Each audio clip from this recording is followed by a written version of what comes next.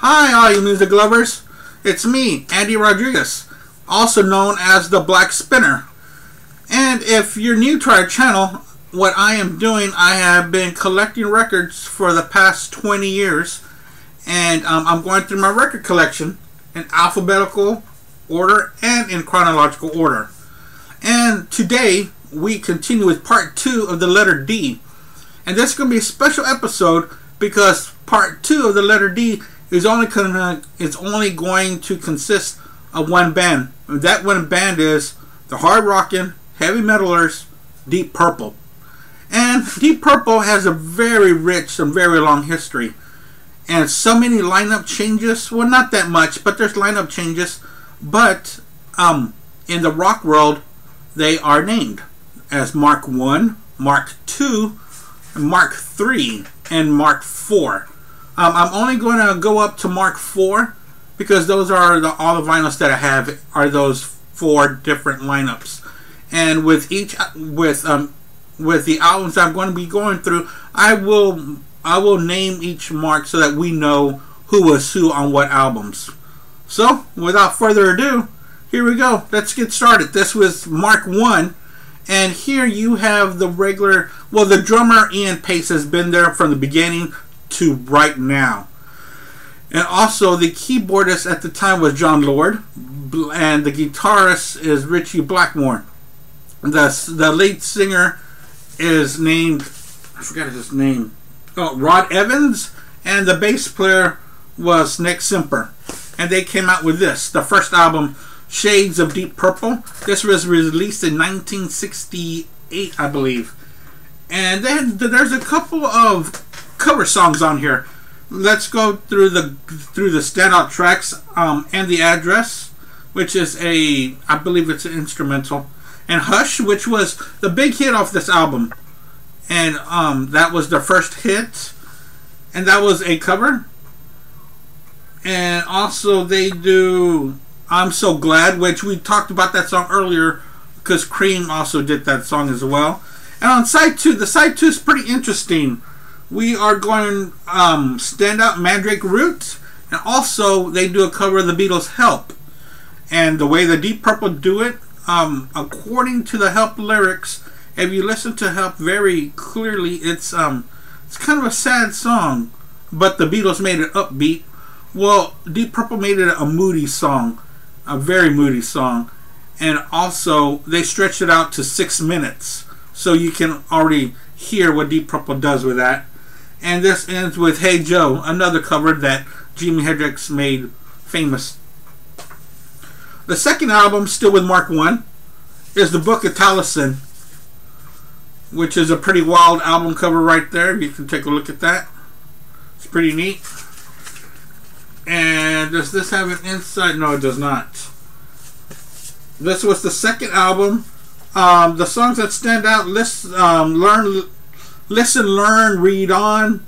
Kentucky Woman. Kentucky Woman was also another big hit for them, and that was a Neil Diamond song that they covered. And another cover that they do We Can Work It Out, another Beatles cover song, and it's totally different from what we know of by the Beatles.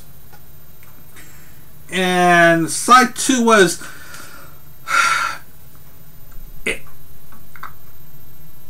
it's not bad, but they're experimenting. They're trying to weed things out and see what sticks.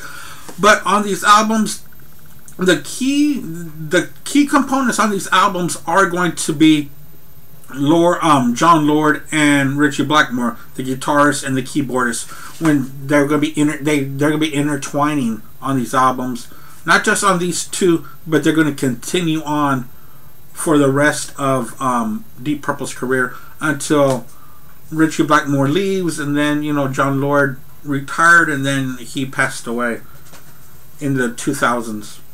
Album number 3. This was, to me, one of their breakout albums. Deep Purple. It wasn't that important of an album when it was released. I don't know why, but you can see and you can hear what's coming, what they're starting to work out more and more. because this was during their progressive side, and their songs were really stretched out, and the keyboards and the guitars were really meshing on this album. And there's the album cover, and the songs on here, there were no hit songs on this album. Maybe that's why a lot of people think of it that way. But the songs that are pretty good were Chasing Shadows, and The Painter. Side 2 is Why Didn't Rosemary? Now, if you're familiar with the movie Rosemary's Baby, I think that's what this song is written about. In a way, it is a weird song about a baby and a young girl, and just a odd written song. And also, Bird Has Flown is a pretty good song as well. And there's a song on here called April, which I've read is the big achievement on this album. It's a long song. It's a long suite. There's a lot of changes, chord changes, and a lot of breaks in the song, and it's just okay to me.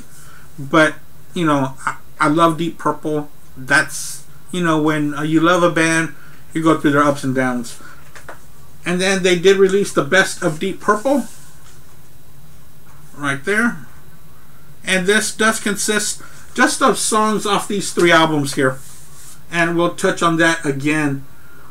But I just went through the songs, so I don't need to read them again. And then this is the start of the Mark II. And it was kind of an odd start. Right here, the lead singer Rod Evans is gone, and also the bass player Nick Simper is also gone, and they will be replaced by Ian. Oh my God! You see when you, I'm sorry, Ian Gillan and Roger Glover on bass, and this is what they come out with. With the first one is this Deep Purple, the Royal Philharmonic Orchestra.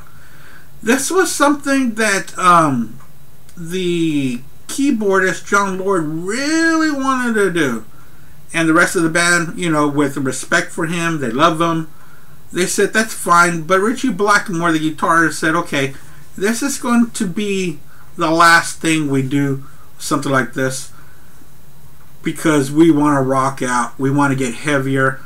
That's why we got rid of the Rod Evans, because he didn't have the voice that Ian Gillan does, and the voice that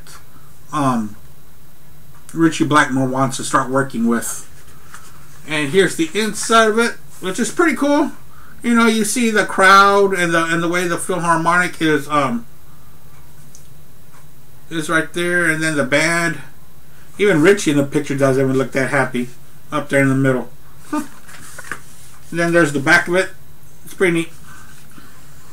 And then Mark II is still Mark II. It's going to be Mark II for a while. It's going to be Mark II from 1970 to 1974. And we're going to see everything that they put out in those 4 years. It's amazing. Let's get started. Deep Purple and rock. I love this album. This is my second favorite Deep Purple album. Look at that, guys, in rock. You know, like Mount Rushmore. And there's the back. And the inside is just pictures of the guys, I believe. And are these lyrics? I haven't noticed them. Yes, these are lyrics. Songs on here. We got to get to the songs. The most important thing are the songs of these albums. And on this album is my favorite song by Deep Purple, Child in Time. I love that song. It's just a epic 10-minute song about, it is about war, but everything on the song is fantastic. The vocals, guitar, drum, the keyboards, the bass, everything they put together, and it is heavy and it is beautiful. And other songs, Bloodsucker, I can't read that. Speed King, and Flight of the Rat, Into the Fire, Hard Loving Man. This is a really good album. There's the inside of it, like I showed you. And after that, that album was a big success for them, and they kept the ball rolling. Boy, did they keep it rolling. Fireball. And here is the inside of it. It's pretty cool. My mic is in the way, but I like the mic. And the songs on here: Fireball, No, No, No, and Strange Kind of Woman, The Mule, and Fools. And Anyone's Daughter. That's a really weird countrified song. It's okay. A lot of people say that that's the best song of the album. It's okay, but there's so much great stuff on there. And then the Breakthrough, part of the Holy Trilogy, that is what they call it, the unholy trilogy of these albums. They say Paranoid by Sabbath, Led Zeppelin 4, and Deep Purple, Machine Head is the third one. Released in 1971, I believe. And there's the inside of it, just the pictures of the guys. And lately, this has become my favorite, my favorite Deep Purple album. It used to be in rock for a while, but since I've been hearing this lately, it's just great. It just is. Highway Star, Maybe I'm a Leo, Pictures of Home, Never Before, Smoke on the Water, the iconic riff, and Lazy and Space Truckin'. Come on! Come on! Let's go space truckin'! Yeah! Yeah! Yeah! Oh, I love it. Just love it. This was another compilation that they came out with to celebrate Mark 1. The record company wanted to really take advantage of what was happening to Deep Purple with Mark 2. So they released this double compilation called Purple Passages. And the inside there tells a story of Deep Purple. And these have all the big songs for the Mark 1 with the first 3 albums. And I've already gone through those, so I'm not going to read them again. But there's Amaretta was a song that was not released on anything else. And everything else we went through that was worth talking about. And then they came out with a double live album, one of the greatest albums ever made. Deep Purple, made in Japan. This is fantastic. There's the back of it, the inside of it, and the songs on here are just fantastic. Child in Time live is almost better. No, it is better than the studio. Live, it just takes on a whole new world.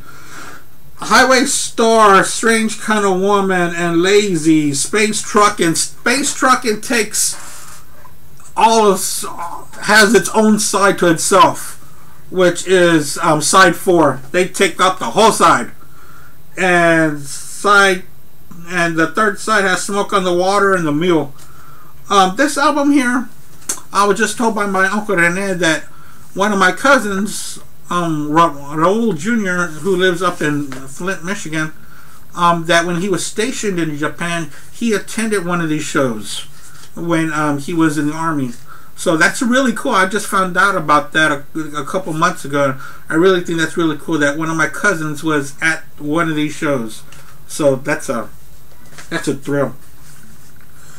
And then after that, they came out with Who Do You Think You Are by Deep Purple. Now this will be the last album by the Mark II before they get back together. I'll talk about that soon. There's different paper clips of their triumphs in the music world. And when I read about this album, a lot of people, not people, but critics say that this was, a down point for them. They had run out of ideas. They had run out of steam. But I totally disagree. I think this is a fine album by this band. A Woman from Tokyo, Mary Long, Super Trooper, Rat Bat Blue, Our Lady. This is a fine album, and I really enjoyed it. And I wished that they would have stayed together a little bit longer at this time, but all good things coming to an end, and Mark II was no more, and in stepped Mark III. Gone were Ian Gillan, the singer, and Roger Glover, the bass player. And in steps in a very young David Coverdale as singer and Glenn Hughes as bass player. And what they do on vocals is that they share vocals. A lot of these songs on the next couple of albums, they sing together as one. And it's okay, but I really, really like Ian Gillan's voice. Just went so well with this music. And their debut album was Burn. Right there. And here's the back of it. Their face is melting. The songs on here, Burn. I mean, the title track is great. Lay Down, Stay Down, and Sail Away. And Mistreated. Mistreated is a blues. I've been mistreated. That's a good. It's at 7 minutes and 25 seconds, and it's a blues workout. Which the sound on this album is different from here. They slow it down. They're not as heavy now. They're more of a blues and kind of a little bit more laid back. This other stuff by Mark II was just in your face. This one, they kind of step back. And here is another album by Mark III. And what is special about this album, I'll show it to you, it's called Stormbringer. And this was the first Deep Purple album I ever bought. I bought this when I was on my honeymoon in New York City in 2006. And I bought it, it was, geez, where was it? It was like in Greenwich Village. That was the name of it. In Greenwich Village, and it was in a little basement. And we were going through the records. I couldn't find anything, but I always heard about Deep Purple. And I said, you know, I'd seen them before, and I really didn't care about Deep Purple that much at all. But this album, after I picked up this album, and it's not even one of my favorites, it just introduced me into Deep Purple. And I saw once before, they were with Dio and Scorpions, and I had gone with my cousin Carlos and cousin Jose. And it was a good time. And when Deep Purple was on, I really wasn't paying that much attention because I was there for the Scorpions and, you know, and Dio. But man, I really wish I would have paid attention because the second time I went to go see Deep Purple, I was giddy. Like the whole week going into the concert, I was so giddy. I was so excited. I couldn't contain myself. I went with a couple of buddies of mine, and we really had a good time. And it was a great show, and I wanted more. And what I have here is only one album. Only one album was released by Mark IV. Now, Mark IV, the longtime guitarist Richie Blackmore was gone and was replaced by Tommy Bolin. We talked about Tommy Bolin when we were in the Bees. And they made one album called Come Taste the Band, which I do not have. But I do have Deep Purple, Last Concert in Japan. And this is the one with the Mark IV. And the songs on here are going to be Burn, You Keep On Moving, Lady Luck, and they do Smoke on the Water, and Woman from Tokyo, and Highway Star. But, you know, Tommy Bolin was a fine guitar player, but man, when you don't have Richie Blackmore anymore, it just takes out the pizzazz and the mystery. And Deep Purple broke up at that point. There were no more. A couple of guys went, well, not a couple guys, but Ian Pace, which was the drummer, and the keyboardist, John Lord, they went on with David Coverdale, because David Coverdale had went and formed Whitesnake, which we all know Whitesnake as being the big rock band in the mid 80s, but they did form in the late 70s, and a couple of albums do have a couple of guys from Deep Purple, as I was saying, Pace and Lord. And also Richie Blackmore had moved on and formed Rainbow with Brownie James Dio, so he was having great success with Rainbow. Ian Gillan went on and had a solo band called the Gillan Band. And also he did an album with Black Sabbath, which I showed you up there earlier during the letter B's. Well, in 1984, the Mark II guys reformed. That's right.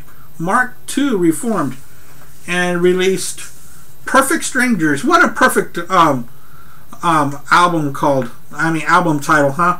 Perfect Strangers. There's the back of the Mark II. They're back together. The classic lineup that most people love. And let's go through this. I was not a fan of side one. Knocking at Your Back Door was alright, but and when I first heard this album, I was like, maybe they shouldn't have gotten back together. But man, let me tell you, on side two of this album, side two, it's like side one, they were trying to appease people and trying to come up with a new sound and trying to, hey, we're brand new Purple. Side two is just deep, deep Purple. Just gritty. Keyboards are ugly. Guitars are loud. Screaming from the back. Screaming into that mic. And that was a really good side. Side two. And after that, they came out with The House of the Blue Light. Deep Purple. Still with the side, Mark II lineup that people love. And this album was okay for me. Nothing really stuck out. Maybe Bad Attitude, Mad Dog, Hard Loving Woman.